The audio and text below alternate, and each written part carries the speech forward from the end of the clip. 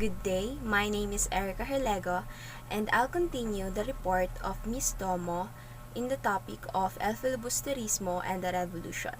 In spite of the problems of the Solidaridad, dahil at that time, ang Solidaridad po ay nag-struggle sa funds and the unity of their members, Rizal had decided to write a continuation of the Noli Me Tangere and started right away the writing of the novel.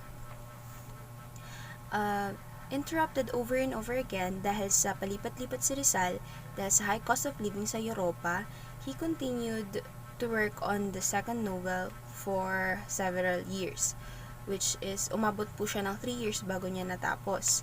It began in London, continued in Paris and Madrid, and finally completed in Biarritz. Ang Biarritz po ay city in France. This time, however, there was no rich friend who assisted Rizal with the printing expenses.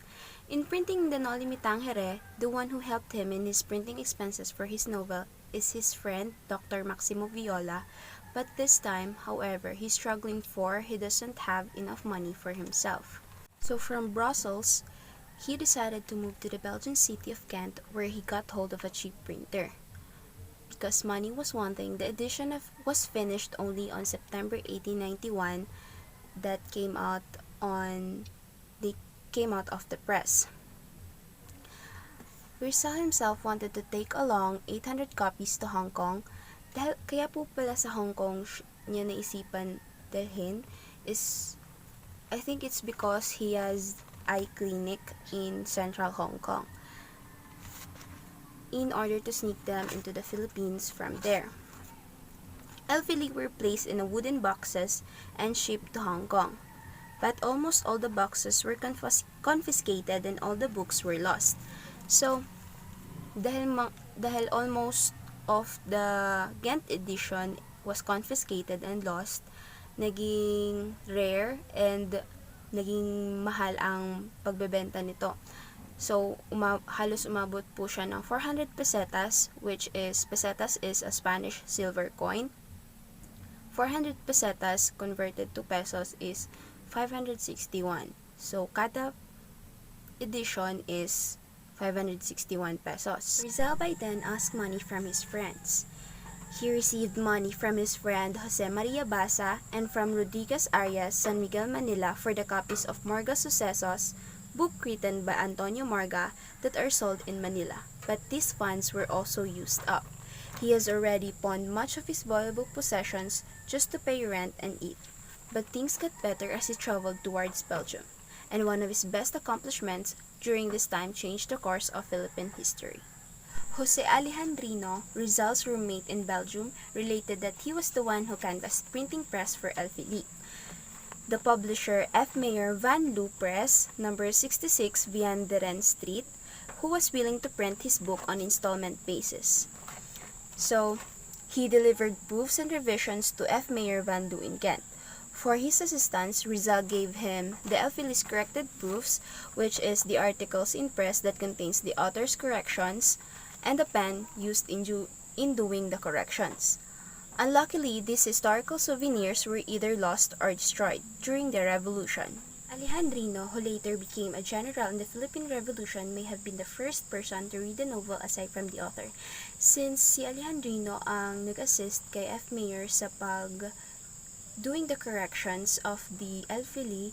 Siya na din ang nakapagbasa ng unedited and edited version ng Elfili. However, the honor of being called the savior of the Philly had gone to Valentin Ventura, Rizal's friend, who partially financed the novel's publication. So at that time, when Rizal is struggling to finance the publication of his book, he sent a message to Jose Maria Basa telling him that he is about to stop to publish the book because he's running out of money.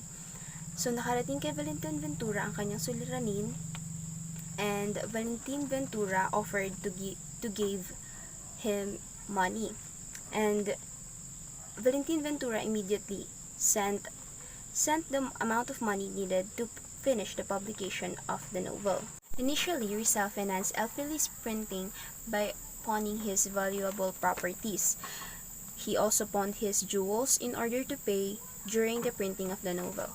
In a letter to Jose Basa dated July 9, 1891, he related, "For the past 3 months, I have not received a single centavo, so I have pawned all that I have in order to publish this book.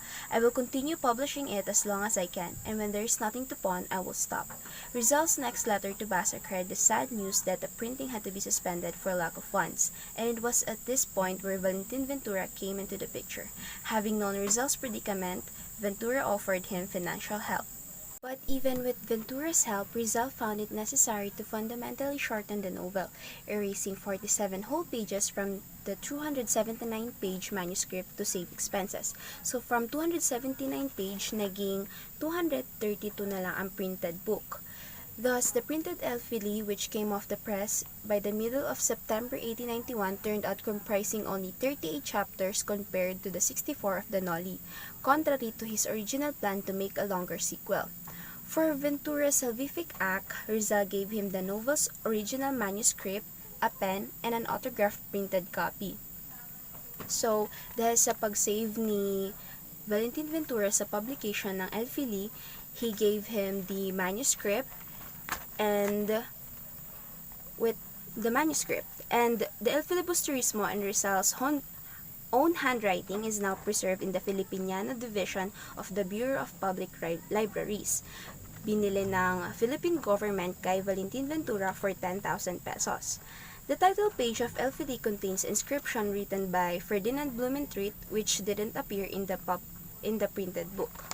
Ferdinand Blumentritt is one of Rizal's confidant's Austrian friend and his pen friend, although they met only once. Ghent, Belgium, September 18, 1891. Hot off the press, Rizal took 2 copies of his masterpiece, El Filibusterismo, and sent them to friends in Hong Kong, one for Basa and the other to Sixto Lopez, who is a propagandist and a patriot, and considered a supporter and a friend of Rizal. 4 days later, Rizal sent a copy to Del Pilar with a letter informing the latter that he was planning to return to the Philippines. Historians later discovered that Rizal also planned to write a 3rd novel and satire on the customs of the Filipinos, entitled Makamisa or After Mass. Consists of 245 pages written in Tagalog intended for Tagalog readers. He continued it in Hong Kong but did not finish it for his Tagalog was inadequate for literary purposes. By the end of September, Rizal was able to pay his printing dues thanks to the help of his friend Valentin Ventura, who loaned him 200 francs. That's all. Thank you for listening.